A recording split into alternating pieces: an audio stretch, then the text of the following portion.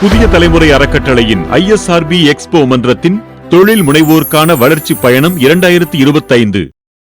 நான் கடந்த 18 வருடங்களாக, அதாவது டோட்டல் ஆஃப் 18 இயர்ஸ் மனிதவளத்துறை என்று சொல்லப்படக்கூடிய HR துறையில் உள்ளேன்.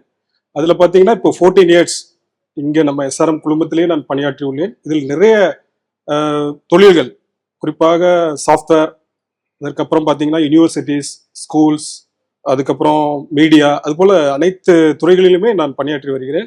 இதுல மிக முக்கியமாக என்னன்னா, மனிதவளத்துறை என்பது ஒரு தனித்துறையே கிடையாது. ஆக்சுவலா நிறைய பேர் அதுக்கு தனியா ஆள் போடணும், அதுக்கு எனக்கு ஒரு செலவு ஏற்படும், நான் எப்படி ஒரு சிறு நிறுவனத்தை நடத்திட்டு வரும்போது அதுக்கு நான் எப்படி ஆள் போட்டு எனக்கு சரியா வருமா, அப்படின்லாம் ஒரு சில சிந்தனைகள் இருக்கும்.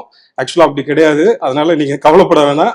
தனித்தனியா ஆள் போட்டு நிர்வகிக்கக்கூடிய அளவுக்கு சிறு குறு நிறுவனங்கள் கிடையாது. ஸோ நீங்களே, அதாவது ஒரு ஆண்டர்பிரனர்ஸே ஒரு ஹெச்ஆராவும் இருக்கலாம். அது எப்படி இருக்கிறது, எப்படி மனித வளத்தை நீங்க சரியா பயன்படுத்துவது. இங்கிலீஷ்ல மேன் பவர் யூட்டிலைசேஷன் என்று சொல்வார்கள்.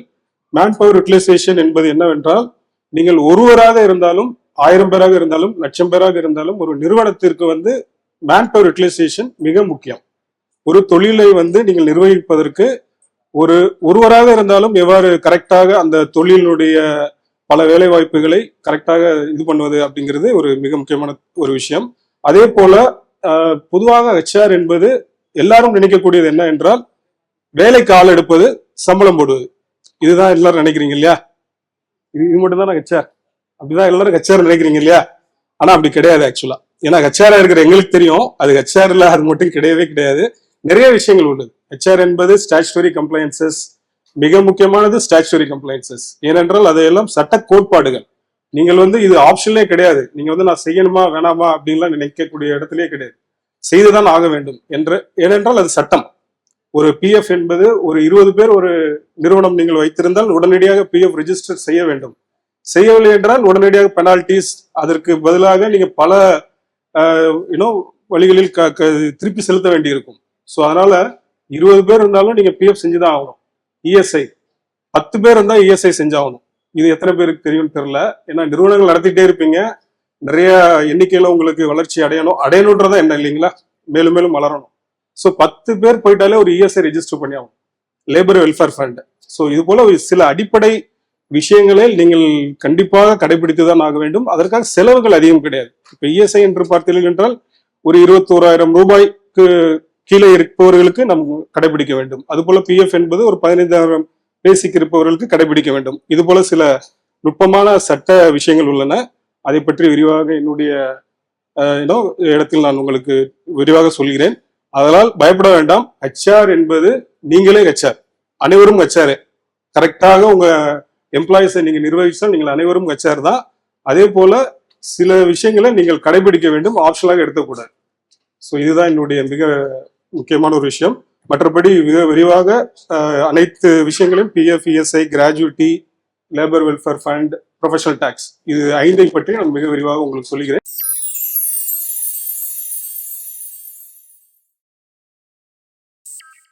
ஸோ பொதுவாக இன்னைக்கு நம்ம பார்க்க போறது என்ன அப்படின்னா, HRனா என்ன, ஃபர்ஸ்ட் அதோட புரிதல் உங்க எல்லாருக்குமே இருக்கணும். நான் சொன்ன மாதிரி எல்லாருமே HR தான். தனியா அதுக்குன்னு நீங்க ஒரு HR எடுக்கணும் அல்லது அந்த மாதிரி பண்ணணும்னு அவசியம் கிடையாது. ஸோ நீங்களே எப்படி HR செயல்படுறது, அதோட அடிப்படை என்ன, அதை முதல்ல பார்க்கலாம். அதுக்கப்புறம் HRல இருக்கக்கூடிய வேலைகள் என்ன.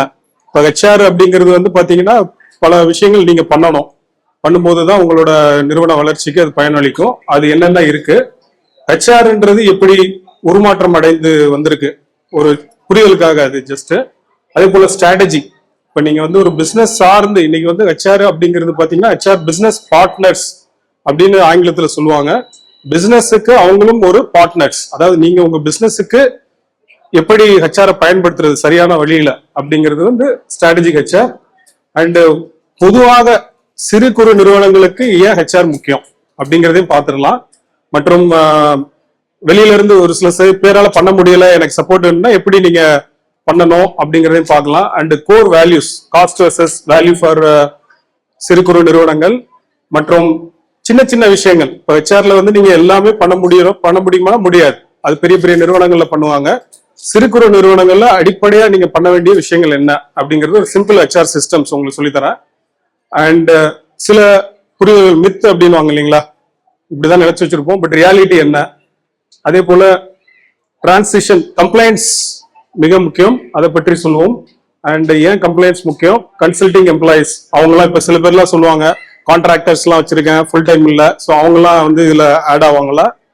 And provident fund, PF, so இது போல நம்ம டீடைல்டா பார்ப்போம். ஸோ பொதுவாக ஹெச்ஆர் ஹியூமன் ரிசோர்ஸ் அப்படின்றோம். ஸோ என்ன அப்படின்னு பாத்தீங்கன்னா இது ஒரு மனித வளம்.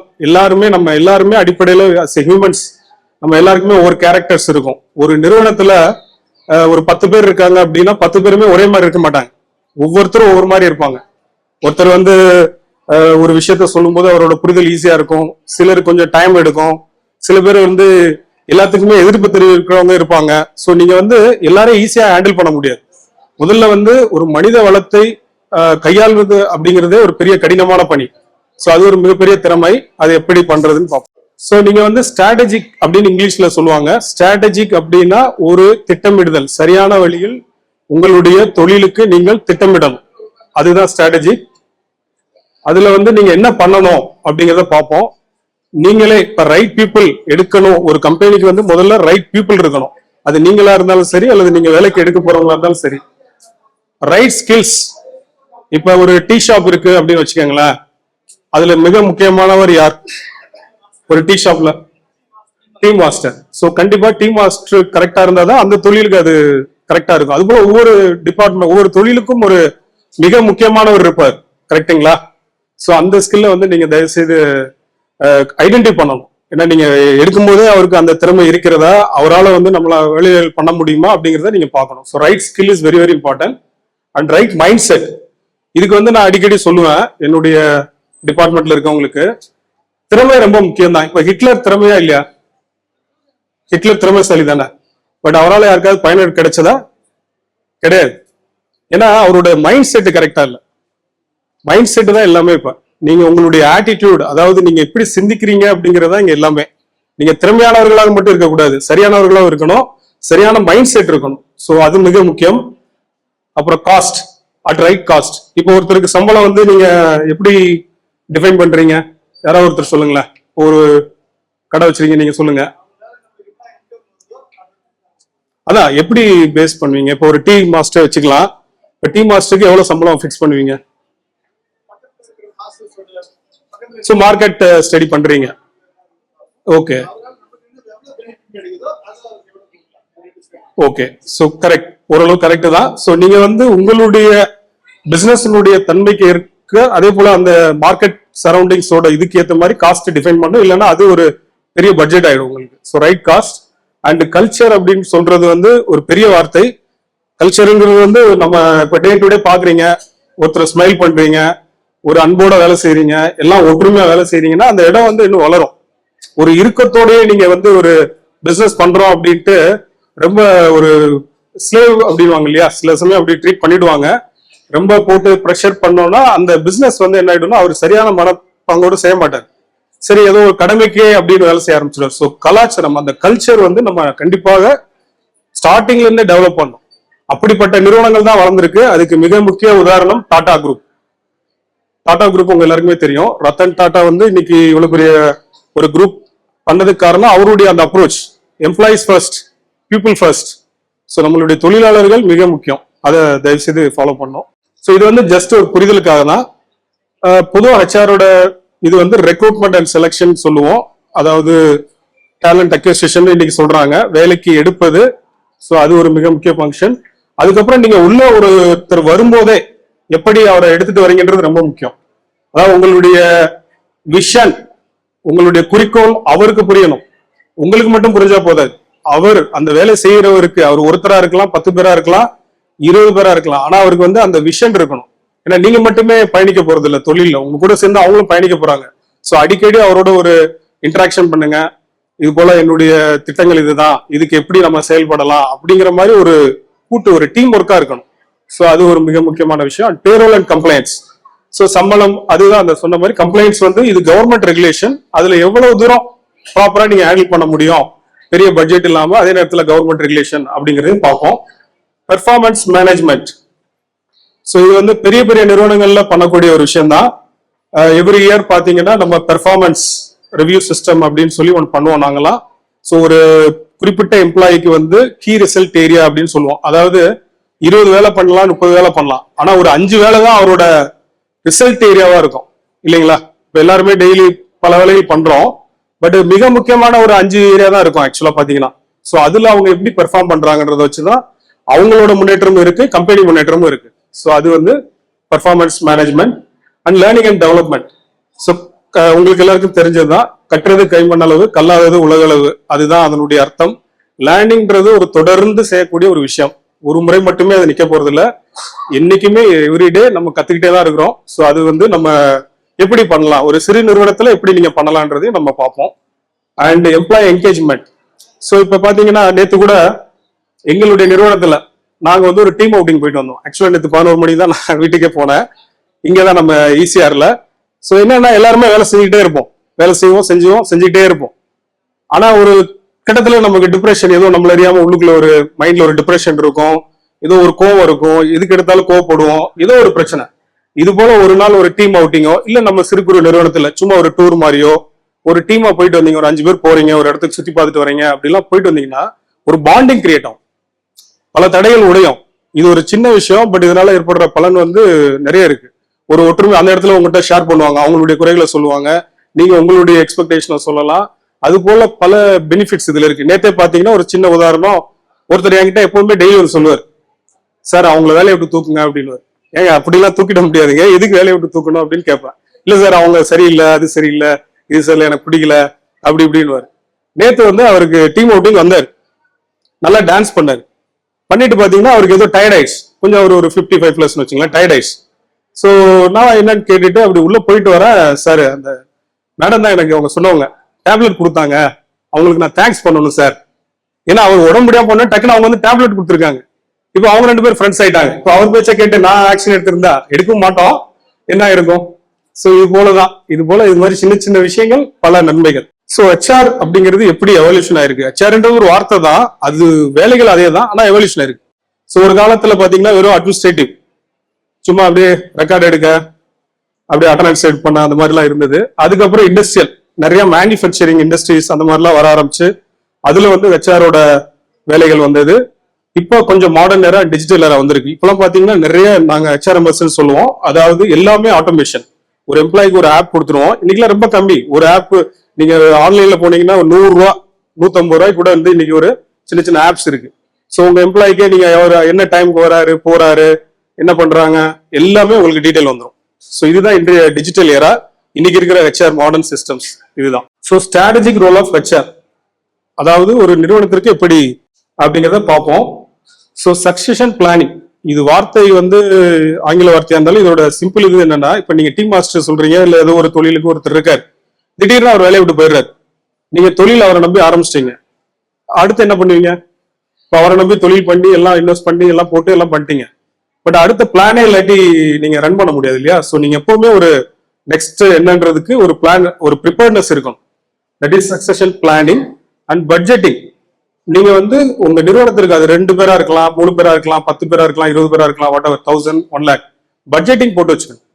இவ்வளவுதான், இவ்வளவு செலவு வந்து நான் ஒர்க் ஃபோர்ஸ், ஒரு மேன் பவருக்கு இவ்வளவு செலவு பண்ண போறேன் அப்படிங்கிறது ஒரு பட்ஜெட். ஸோ அது போட்டு வச்சுக்கோங்க.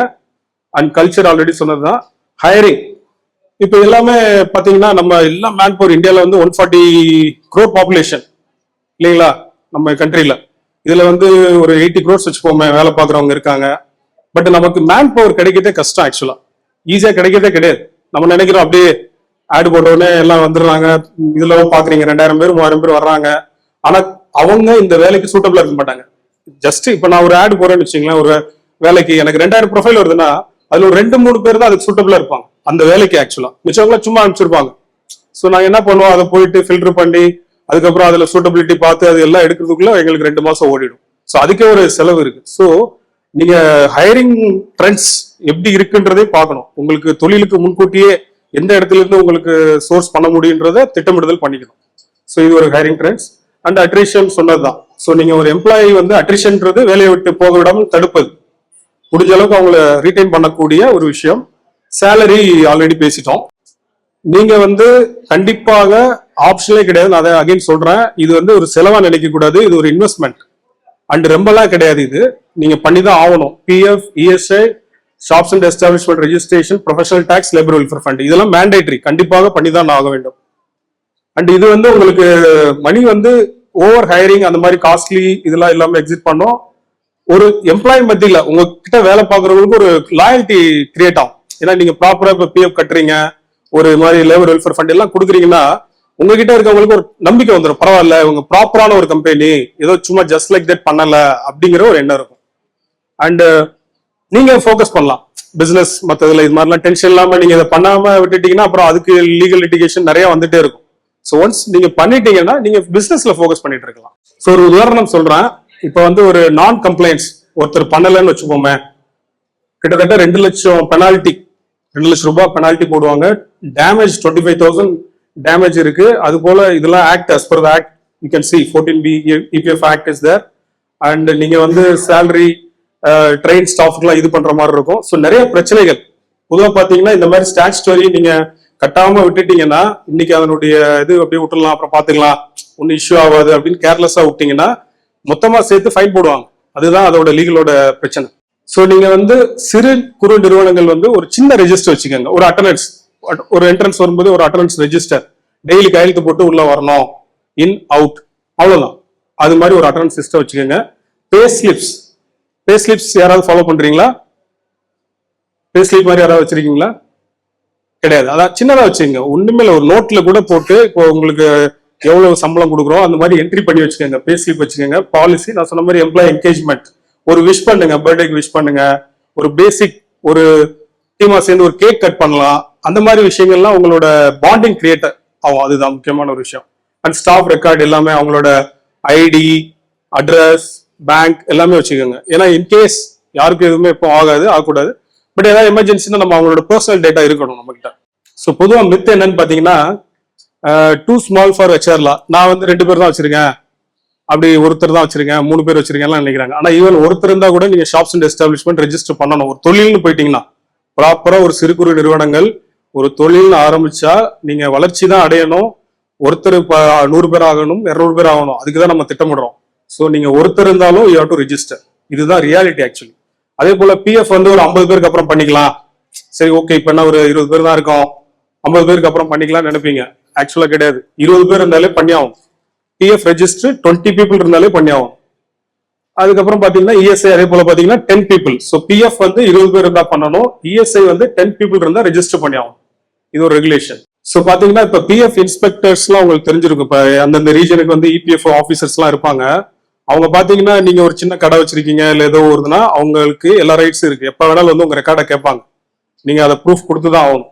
அதே போல இதெல்லாம் சில பெரிய கம்பெனிகள்ல பாத்தீங்கன்னா யூனியன்ஸ் எல்லாம் இருக்கும். அந்த மாதிரி இருக்கவங்க கொஞ்சம் பெரிய லெவல்ல பண்றவங்களுக்கு they have to maintain the union record and ISO regulations, all those standard இதெல்லாம் நீங்க ஃபாலோ பண்ணணும். அண்ட் நான் கம்ப்ளைண்ட்ஸ் இருந்தா கண்டிப்பா உங்களுக்கு இன்ட்ரெஸ்ட் பெனால்டிஸ், இட்ஸ் விட் lead to also criminal liability like jail அந்த மாதிரிலாம் கூட இருக்கு, சில இடத்துல நடந்திருக்கு. ஸோ இதுல யாரெல்லாம் கவர் பண்ணப்படுவாங்க? இப்ப நீங்க ரெகுலர் மோட்ல இருக்கவங்க மட்டும்தானா, இல்ல கான்ட்ராக்ட் லேபர்ஸ் இருக்காங்களா, அவங்களாம் வருவாங்களா எப்படின்னு கேட்டீங்கன்னா எல்லாருமே ஆக்சுவலா பாத்தீங்கன்னா பிஎஃப் பண்ணி தான் ஆகணும். இதான் ரூல்ஸ். ஸோ ஃபுல் டைம் ப்ரொஃபஷனல்னா உங்களுக்கு தெரியும் இல்லைங்களா? இப்போ ஒரு கம்பெனில எடுத்த உடனே கன்ஃபர்மேஷன் கொடுக்க மாட்டோம். ஒரு 6 மாசம் இல்ல 9 மாசம் நம்மளுடைய ரூல்ஸ் படி அவங்கள ப்ரொஃபஷனரின்னு வச்சிருப்போம். ஸோ அந்த பீரியட்ல அவங்களோட பெர்ஃபார்மன்ஸ் பார்த்துட்டு தான் நம்ம கன்ஃபர்மேஷன் அப்படிங்கிறதே பண்ணுவோம். ஸோ அந்த ஸ்டேஜ்ல இருந்தாலும் we have to give it. And trainees, சில கம்பெனில ட்ரைனிஸ்லாம் எடுப்போம். ஸோ அது போல எல்லாமே இருக்கு. அண்ட் கான்ட்ராக்ட் லேபர்ஸ் எல்லாருக்குமே இது கவர் ஆகும். So 10 employees ESI and maternity benefits அதெல்லாம் இருக்கு. 20 எம்ப்ளாயிஸ் ஃபார் பிஎஃப். ஸோ பொதுவாக இது வந்து ஒரு மைனூட்டான விஷயம். பிஎஃப் வந்து பாத்தீங்கன்னா 2 பார்ட்டா பிடிக்கணும், 2 பார்ட்டா கட்டணும். ஒன்னு எம்ப்ளாயர், நம்ம இப்ப கம்பெனி வச்சிருக்கவங்க 12% பிடிப்பாங்க. அதே போல எம்ப்ளாயி 12%. அதுல ஒரு 2 பிரிவா இருக்கு. எம்ப்ளாயர் கொடுக்கறதுல 8.33 வந்து பென்ஷன் ஸ்கீம் அப்படின்னு ஒண்ணு இருக்கு, அதுக்கு போயிடும். மிச்சம் இருக்கிற அமௌண்ட் வந்து பிஎஃப் அக்கௌண்ட்ல போயிடும். அண்ட் இடிஎல்ஐ அப்படிங்கிறது நிறைய பேருக்கு தெரியாது. என்னன்னு கேட்டீங்கன்னா எம்ப்ளாயி டெபாசிட் லிங்க்டு இன்சூரன்ஸ். ஒரு எம்ப்ளாய்க்கு ஏதாவது ஒரு ஆக்சிடென்ட் ஏதாவது ஆச்சுன்னா அல்லது anything PF is paying up to 7 lakhs. இது நிறைய பேருக்கு தெரியாது. நிறைய பெனிஃபிட்ஸ் இருக்கு. பிஎஃப்லயே வந்து பாத்தீங்கன்னா உங்களுக்கு அவ்வளவு பெனிஃபிட்ஸ் இருக்கு, இஎஸ்ஐல இருக்கு. ஸோ நீங்க இதுல இன்னொரு பெனிஃபிட் என்னன்னா நீங்க செலவு பண்ண வேண்டியது இல்லை. இதெல்லாம் ஃபாலோ பண்ணீங்கன்னா அவங்க பிஎஃப் உங்க சார்பா கொடுத்துறாங்க. ஸோ நிறைய ஃபார்ம்ஸ் இருக்கு, இதை பத்திலாம் டீடைல்டா நான் சொல்றேன், ஜஸ்ட் ஃபார் அண்டர்ஸ்டாண்டிங். இது உங்களுக்கு நிறைய ஃபார்ம்ஸ் இருக்கு. இப்போ ஃபார்ம் 5A நீங்க ஒரு ரெஜிஸ்ட்ரேஷன் பண்ணணும் பிஎஃப்ல அப்படின்னா இதுதான் ஃபார்ம் 5A. நீங்க ஆன்லைன்லயே பண்ணிக்கலாம், ஃப்ரீ தான், இன்னைக்கு எதுவுமே வந்து உங்களுக்கு not a cost at all. Okay. And form 11 employee declaration, இதெல்லாம் நாங்க ஸ்டாண்டர்டா மெயின்டைன் பண்ற ஃபார்ம். ஸோ இஎஸ்ஐ பொறுத்தளவுக்கு பாத்தீங்கன்னா எம்ப்ளாயி சைட்ல 0.75% அண்ட் எம்ப்ளாயர் 3.25%. ஃபேமிலியும் எல்லாருக்குமே இது இன்க்ளூடட். இஎஸ்ஐ ஹாஸ்பிட்டல்ஸ் நிறைய பார்த்துருப்பீங்க. ஸோ எம்ப்ளாயிஸ்க்கு ஏதாவது அப்படின்னா இஎஸ்ஐ கார்டு கொடுத்துருவாங்க. ஸோ அவங்க எல்லாருமே போயிட்டு இஎஸ்ஐ பெனிஃபிட் அவைல் பண்ணிக்கலாம். இதனுடைய பேமெண்ட் பாத்தீங்கன்னா 21,000 ரூபாய் கீழே யாரெல்லாம் இருக்காங்களோ அவங்களுக்கு மட்டும்தான் இது அலௌட் எலிஜிபிலிட்டி. ஸோ மற்றவங்க 21,000 மேல இருந்தா இஎஸ்ஐ கவர் ஆகாது. ஸோ கிராஜுவிட்டி, இது வந்து பாத்தீங்கன்னா கிராஜுவிட்டி ஜென்ரலா ஒரு நிறுவனத்துல 5 வருடங்கள் பணியாற்றி ஒருவேளை அதுக்கப்புறம் ரிட்டையர்மெண்ட்டோ அல்லது வேலையை விட்டு போனாலோ கம்பெனி சார்பா கொடுத்தாகணும். இது ஒரு 20 பேருக்கு மேல இருக்கிற கம்பெனிகள்ல ஃபாலோ பண்ணலாம். இது ஒரு முக்கியமான ஒரு விஷயம். அப்கோர்ஸ் பெரிய பெரிய கம்பெனிகள்ல இது கட்டாயமாக ஃபாலோ பண்ணி ஆகணும், நாங்க பண்ணிட்டு தான் இருக்கோம். கிராஜுவிட்டி ஆக்ட் 1972 படி இது பண்ணி ஆகும். So professional tax, professional tax எத்தனை பேருக்கு தெரியும்? ஸோ ப்ரொஃபஷனல் டேக்ஸ் எல்லா ஸ்டேட்லயும் ஆக்சுவலா கிடையாது, தமிழ்நாட்டில் ஆனா இருக்கு. ஸோ இது வந்து ஒரு ஸ்டேட் கவர்மெண்டோட ரெகுலேஷன் படி நம்ம ஒரு ப்ரொஃபஷனல் டேக்ஸ், இப்போ ஒரு ரேஞ்ச் சேலரி ரேஞ்ச் என்ன இருக்கோ அதன் அடிப்படையில் நம்ம டேக்ஸ் ப்ரொஃபஷனல் டேக்ஸ் கட்டி ஆகணும். இது ஒருத்தர் இருந்தாலும் கட்டி தான் ஆகும். அப்புறம் லேபர் வெல்ஃபேர் ஃபண்ட், இப்போ லேபர் டிபார்ட்மெண்ட்லாம் நம்ம பார்த்துருப்பீங்க, இப்போ நந்தனம்ல இருக்கு. ஸோ அது போல லேபர் துறையின் மூலமாக ஒரு சிஸ்டம் இது. நம்ம இது 10 ரூபாய் 20 ரூபாய் அந்தந்த ரேஞ்சுக்கு ஏற்ற மாதிரி இருக்கும்.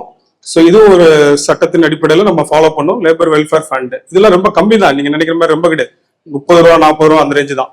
So shops and establishment act, இப்போ நீங்க எல்லாம் ரெஜிஸ்டர் பண்ணிருக்கீங்களா ஏதாவது ஆக்ட்? அது போல ஒவ்வொருத்தருடைய தொழில் அடிப்படையில், இது ஜென்ரலா சொல்றேன். ஸோ உங்க தொழிலில் அடிப்படையில் எந்த ஆக்ட் இருக்கோ அதுல நீங்க ரெஜிஸ்ட்ரேஷன் பண்ணி ஆகணும். இப்போ ஷாப்ஸ் அண்ட் எஸ்டாப்ளிஷ்மெண்ட் அப்படின்னா நிச்சயமா நீங்க ஒரு 30 டேஸ்க்குள்ள பண்ணி ஆகணும். ஒரு நிறுவனம் ஆரம்பிச்சிட்டீங்க அப்படின்னா ஒரு 30 டேஸ்க்குள்ள பண்ணி ஆகணும். இது ரொம்ப சிம்பிள் மெத்தட் தான், எல்லாமே ஆன்லைன் தான். ஒரு நல்ல விஷயம் என்னன்னு கேட்டீங்கன்னா 10 வருஷத்துக்கு முன்னாடி 20 வருஷத்துக்கு முன்னாடி எல்லாம் ஃபைல் எடுத்துட்டு போயிட்டு அந்த மாதிரிலாம் இருந்தது. இப்போ எல்லாமே டிஜிட்டலைஸ் ஆயிடுச்சு. உங்களுக்கு வேலை ஈஸி, ஆன்லைன்ல ஈஸியா முடிச்சிடலாம். ஸோ பேமெண்ட் ஆஃப் வேஜஸ், இது ஒரு ஆக்ட் தான். அதாவது நீங்க ஃபர்ஸ்ட் முன்னெல்லாம் பாத்தீங்கன்னா பண்ட பரிமாற்ற முறையெல்லாம் இருந்தது இல்லைங்களா, இது தெரிஞ்சதுக்காக சொல்றேன். ஸோ அதனால அரசாங்கம் வந்து பேமெண்ட், அதாவது வேஜஸ் அப்படின்னு கொடுத்தாகணும். அதுவும் நீங்க முடிந்த அளவுக்கு பேங்க் டிரான்ஸ்ஃபர் பண்றதுதான் அவங்களோட ரெக்கமெண்டேஷன்ஸ், அதுதான் முக்கியம். ஸோ மினிமம் வேஜஸ் அப்படிங்கிறது என்னன்னு கேட்டீங்கன்னா, இப்ப ஒவ்வொரு ஜோன் இருக்கு. ஆக்சுவலா 3 ஜோன் பிரிச்சிருப்பாங்க எப்பவுமே, சரிங்களா? So zone A, zone B, zone C, நீங்க எந்த ஜோன்ல இருக்கீங்கன்னு பாருங்க. அதுல என்னென்ன துறையிலுடைய ஸ்டாஃப் இருக்காங்களோ அவங்களுக்கு அவங்க நிர்ணயித்த ஊதியத்தை நீங்க கொடுத்தாங்க. இதுதான் மினிமம் வேஜஸ். இது ஒரு கவர்மெண்டோட ரூல்ஸ். நாங்க எல்லாருமே பாத்தீங்கன்னா இப்ப இது வந்து இதே யூனிவர்சிட்டி ஸ்டாஃப்ஸ் இப்ப எடுத்துக்கிறீங்கன்னா ஜோன் பில இருக்குன்னா அதனுடைய சட்டத்தின் அடிப்படையில் என்னவோ அதை மினிமமா நம்ம பண்ணியாகும். ஸோ கான்ட்ராக்ட் லேபர்ஸ், அப்படிங்கிறது உங்களுக்கு தெரியும். இப்போ ஃபுல் டைமா இல்லாம கான்ட்ராக்ட்ல ஒரு 3 மாசம் 6 மாசம் 1 இயர் அந்த மாதிரிலாம் போட்டிருப்பீங்க. ஸோ அவங்களுக்கும் நீங்க டாக்குமெண்ட்ஸ் மெயின்டைன் பண்ணணும், பேசிக் டாக்குமெண்ட்ஸ் லைக் அவங்க எவ்வளவு மணி நேரம் ஒர்க் பண்றாங்க, அவங்களோட பிரின்சிபல் ரெஜிஸ்டர், அந்த மாதிரியான ஒரு சில டாக்குமெண்ட்ஸ் வச்சுக்கணும். ஏன்னா அகைன் நான் சொன்ன மாதிரி இது எல்லாமே எப்ப வேணாலும் பிஎஃப் இன்ஸ்பெக்டர்ஸ் வில் ஆஸ்க், அதனாலதான் இதெல்லாம் சொல்றேன். இதெல்லாம் வந்து ஜஸ்ட் ஈக்குவல் ரெமுனரேஷன் சொல்லுவாங்க. ஏன்னா எல்லாருக்கும் ஒரு சமமான ஊழியம் கொடுக்கணும். இப்போ ஒருத்தருக்கு ஒரே வேலை பார்க்கக்கூடிய 2 பேருக்கு ஒருத்தருக்கு கம்மியாகவும் ஒருத்தருக்கு ஜாஸ்தியாகவும் கொடுக்க கூடாது. முடிந்த அளவுக்கு வேலையின் தன்மை ஒரே மாதிரி இருந்தால் ஒரே மாதிரி சேலரி கொடுக்கணும். அண்ட் இதெல்லாம் வந்து ஒரு கமிட்டி மாதிரி வச்சுக்கணும், பாஷ் கமிட்டின்னு வாங்க. ஒரு 20 பேருக்கு மேல நீங்க ஸ்டாஃப் வச்சிருக்கீங்க, ஒரு 50 பேர் வச்சிருக்கீங்கன்னா அந்த மாதிரி ரெஜிஸ்டர்லாம் நீங்க மெயின்டைன் பண்ணி ஆகும். ஸோ பெனால்ட்டி ஆல்ரெடி நான் சொன்ன மாதிரி தான். நீங்க ப்ரொஃபஷனல் டேக்ஸ் ஃபைல் பண்ணலனாலும் பெனால்ட்டி போடுவாங்க, பிஎஃப் பண்ணலனாலும் பெனால்ட்டி போடுவாங்க, இஎஸ்ஐ பண்ணலனாலும் பெனால்ட்டி போடுவாங்க. இதனுடைய அமௌண்ட்னு பாத்தீங்கன்னா ரொம்ப கம்மியா தான் வரும். ஆனா பெனால்ட்டி நீங்க பண்ணலன்னா அதனால ஏற்படுற பெனால்ட்டி சார்ஜ் எவ்வளவு இருக்குன்னு 3x 4x டைம்ஸ் கூட இருக்கும். ஸோ கம்ப்ளைண்ட்ஸ் அப்படிங்கிறது வந்து ஆல்வேஸ் சீப்பர் தென் பெனால்ட்டி. அது ஒத்துக்கிறீங்களா? ஏன்னா நீங்க வந்து கம்ப்ளைண்ட்ஸ் பண்ணாம விட்டுட்டீங்கன்னா ஒரு 10 லட்சம் கட்டணும்னா கம்ப்ளைண்ட்ஸ் பண்ணா 1 லட்சம் தான் ஆகும். இதனால என்னென்ன நன்மைகள்? உங்களுக்கு ஃபர்ஸ்ட் லீகலா நீங்க வந்து அபைட் ஆயிடுறீங்க. நம்பர் 1, உங்க ஸ்டாஃபுக்கு உங்க மேல ஒரு நம்பிக்கை ஏற்படுது. ஒருவேளை ஏதாவது ஏற்பட்டா ஸ்டாஃபுக்கு அவங்க பிஎஃப்ல இருந்தோ இஎஸ்ஐல இருந்தோ உங்களுக்கு எல்லா விதமான பெனிஃபிட்ஸும் பண்ணி கொடுக்குறாங்க. ஸோ இப்படி எல்லாருக்கும் நன்மை பயக்கக்கூடிய ஒரு விஷயம் தான் கம்ப்ளைண்ட்ஸ். அதனால அதை வந்து கட்டாயமாக நீங்க செயல்படுத்தணும். ஏன்னா நீங்க வளர வளர இன்னும் உங்களுக்கு அந்த காம்ப்ளிகேஷன்ஸ் அதிகமாயிடும். நீங்க முன்னாடி பண்ணாம விட்டதுக்கும் சேர்த்து அவங்க மொத்தமா வந்து ஒரு ஃபைன் போடக்கூடிய இடத்துல வந்துருவீங்க. அதனால கம்ப்ளைண்ட்ஸ் கண்டிப்பா ஃபாலோ பண்ணுங்க. Even small companies must vigilant. ஓகேங்களா? இது பெரிய நிறுவனங்கள் அப்படிலாம் கிடையாது. எல்லாருக்குமே எந்த ஒரு நிறுவனமா இருந்தாலும் அதை ஃபாலோ பண்ணி தான் ஆகணும். ஸோ இதுதான் என்னுடையது. அதே போல பாத்தீங்கன்னா ஜென்ரலா இப்ப ஹெச்ஆர் சார் சொல்லிட்டு இருந்தாங்க. ஹெச்ஆர்னாவே ஒரு கார்பரேட் ஹெச்ஆர் ரொம்ப ஒரு மாதிரி இவங்க ஏதாவது கிரஷ் பண்ணுவாங்க பீப்புளை, அப்படிதானே பொதுவாக மனநிலை இருக்கு இல்லைங்களா? அதான் ஆக்சுவலா அதான் உண்மை கூட பட் எல்லாரும் அப்படி கிடையாது. ஸோ நீங்க வந்து ஹெச்ஆர் அப்படிங்கறத வந்து எப்படி எடுத்துக்கணும்னா, ஒரிஜினலா ஹெச்ஆரோட தாட் என்ன தெரியுங்களா? மனித வளத்துறை மனித வள மேம்பாடு தான். நம்ம வந்து ஒவ்வொருத்தருக்கும் உதவி பண்ணி அனைவரையும் சமமா ட்ரீட் பண்ணி ஒரு நிறுவனம் வளர்றதுக்கு தான் நம்ம இருக்கோம். ஸோ நீங்களே ஹெச்ஆரா இருக்கும்போது முதல்ல நீங்க அதை கடைபிடிக்கணும். ஒரு முதலாளியே ஹெச்ஆரா இருக்கும்போது உங்களுக்கு கீழே இருக்கிற ஒருத்தரா இருந்தாலும் சரி, எத்தனை பேரா இருந்தாலும் சரி, கொஞ்சம் நல்ல அன்போட அவங்ககிட்ட ஒரு மரியாதையோட வேலைகளை நீங்க வாங்க கத்துக்கணும். ரொம்ப நீங்க வந்து ஸ்ட்ரிக்டா இருந்தீங்கன்னா என்ன பண்ணுவாங்கன்னா, உங்க முன்னாடி நல்லா வேலை செய்வாங்க. நீங்க அடுத்து அந்த ரூமை விட்டு போயிட்டீங்கன்னு வச்சுங்களேன், வேலை செய்ய மாட்டாங்க. அதனால நஷ்டம் யாருக்குன்னா உங்களுக்கு தான். ஸோ ஒரு நல்ல ஹெச்ஆர் அப்படிங்கிறவங்க எப்பொழுதுமே நம்ம இருந்தாலும் சரி, அந்த இடத்துல இல்லாட்டியும் சரி, நமக்கு கீழே இருக்கவங்க நமக்காக வேலை செய்யணும். அது ஒரு ஹெச்ஆர் மட்டும் கிடையாது, ஒரு லீடர். ஒரு லீடரோட குவாலிட்டி அதுதான். அது ஒண்ணு. அடுத்து சைக்காலஜிக்கல் அஸ்பெக்ட்னு சொல்லுவோம்.